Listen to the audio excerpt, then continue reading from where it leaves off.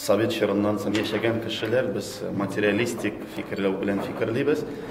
Нәрсәдән без бирсәк, бездә әзәя дип уйлыйбыз. Ләкин Коръән китабында Раббыбыз Субханаһу ва Тааля бик күп аяти кәримләрдә һәм сез биргәч, мин сезгә кайтарып бирермен ди. Башка аяти кәримләрдә хәтта мин биргән әйберләрдән кешеләргә бирегез дип әмерләрен бирә.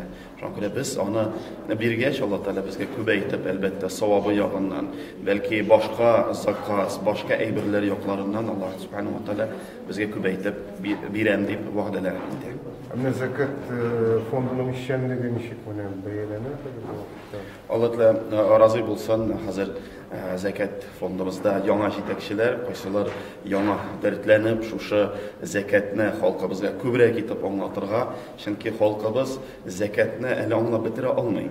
Менә дин күзлегеннән карасак, әгәр дә без шушы дәрәҗәгә закат бирү дәрәҗәсенә барып җитеп, закатны бирмәсәк, шушы закатны бирмичә үз акчаларыбызга, үз зарплатларыбызга, үз дивидендларыбызга кибеткә кереп, халал ипиләрен, халал ризыкларын алсак та, бу халал әйбер безгә харам була, ягъни гөнаһ була, бирмәү гөнаһ була. Шуңа күрә бәлки Аллаһ Тааля безне кризислар белән дә сыный.